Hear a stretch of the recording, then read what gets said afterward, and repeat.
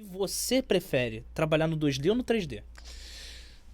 Essa é pra você, Marcelo. Bom, aí olha só, aí é uma pergunta muito pessoal, né? Para mim, o mais importante é o produto final, como vai ficar a solução final. Se eu vou usar a técnica 2D ou 3D ou stop motion, não importa, desde que o resultado fique legal. Mas, obviamente, a minha base ela é toda artística tradicional, né? Então, assim, obviamente eu tenho um carinho pelo lápis e papel, claro, né? Mas assim, apesar de eu gostar muito do 2D, eu sei que o 3D ele é uma ferramenta e é uma nova linguagem, entendeu? Mas isso não significa que o 2D vai acabar, não. Para você ter uma ideia, quando surgiu o 3D, o pessoal achava que o 2D e o stop motion ia morrer, mas não. Você vê, o stop motion, que eu acho que talvez seja a técnica mais antiga de animação, Sim. ela tá voltando, entendeu? E com força, entendeu? E é uma forma, assim, artística maravilhosa, porque você vê, o único problema do stop motion é que você precisa construir os bonecos e você precisa ter um espaço físico grande pra poder comportar tudo aquilo. para guardar tudo isso. Quando você trabalha com animação digital, não, você precisa só de um HD, né?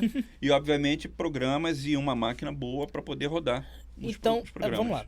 Eu quero que você dê uma dica, porque você falou de programa, já falou de lápis, já falou de papel, já falou de tudo. Mas e pro meu amigo, aquele ali que tá sentado ali do outro lado da tela? Aquele ali, tá vendo aquele ali? Aquele ali. Esse daí que tá assistindo. Tá bom, tô te vendo. Então, eu quero saber, ele tá saindo do ensino médio agora, ele não sabe... ele não tem dinheiro próprio e ele quer começar a animar, ele quer começar a ilustrar. Por onde ele começa? Ele precisa ter uma mesa digitalizadora com tela, monitor, caneta espacial, tecnologia da NASA, um computador hard potente. Bom, olha só, eu acho que independente de qualquer coisa, o que o cara tem que ter é o seguinte, ele tem que ter, conforme eu estava te falando, vocação para coisa, precisa ter persistência, precisa ter paciência também, entendeu? Porque não é uma coisa fácil, não é uma coisa que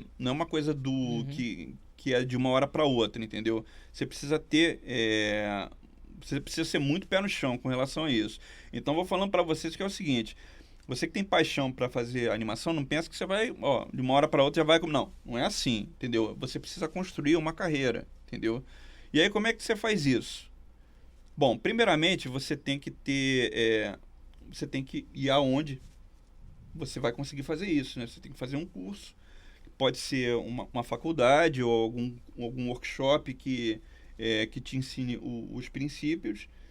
E uma coisa importante é o seguinte, a animação ela é um processo onde você assim, você fica muito tempo ali focado ali no trabalho, mas ela não é uma profissão que você vence sozinho, você participa de uma equipe. É sempre um uma trabalho equipe. coletivo. É um trabalho coletivo. É um futebol ali. Você precisa de Exato. todos os jogadores para trabalhar ali em conjunto. Exato. E aí o que acontece?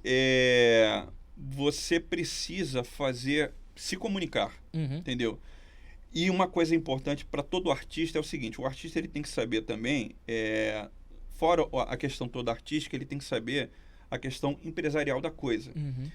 Ele tem que fazer networking, ele tem que se comunicar, porque os seus colegas de faculdade ou de curso, ou o que seja, eles provavelmente vão ser eles podem ser sua equipe lá na frente. E o seu professor, o seu instrutor e orientador, ele provavelmente pode ser a pessoa que vai te indicar alguma coisa também. Então, é importante você ter um bom relacionamento com o seu colega de profissão, ou seu futuro colega de profissão. E quando você estiver num ambiente de trabalho, seja humilde, entendeu? Não queira já ser o Walt Disney, não. Você tem que aprender e você tem que ouvir quem sabe mais, entendeu? E tem uma coisa que é importante, que é o seguinte, todo mundo tem o seu momento, entendeu? Mesmo quando você trabalha numa equipe, vai ter horas onde você vai se destacar por algum trabalho, e vai ter um momento onde o seu colega vai se destacar também. Então, assim, é nessas horas que você tem que entender que as pessoas elas têm os momentos dela, então você tem que respeitar isso, entendeu? Por onde começar? Como é que eu preciso gastar em rios de dinheiro para conseguir começar? Sim, vamos lá. O que você tem que fazer? Você tem que fazer um investimento, sim. Você tem que investir, que pode ser numa faculdade, num curso e em equipamento. Se você quer ser um ilustrador, você vai ter que, obviamente, investir nisso tudo que eu falei. Fora nisso, material, que pode ser tinta, papel, lápis, um material, né, de desenho e de pintura, né? Se você quer ser um artista digital, que trabalha com arte digital, você tem que, então, investir em software, em workshop também, em cursos e também em equipamento, entendeu? E se você quer ser um animador, principalmente um animador digital, você precisa investir nisso tudo que eu falei. E ainda tem mais uma coisa, que você precisa de uma máquina boa. Porque esses programas de animação... Em animação 3D devem ser muito pesados. São pesados. Deve existir um pouquinho do computador, né? Pois é, e são um pouco caros também, né? Mas você até consegue alguns softwares baratos ou até alguns gratuitos para você já ter contato com o processo. E é bom também da mesma forma. Mas aí você tem que ter também alguns recursos. Por exemplo, vou mostrar aqui uma coisa que, obviamente, não é...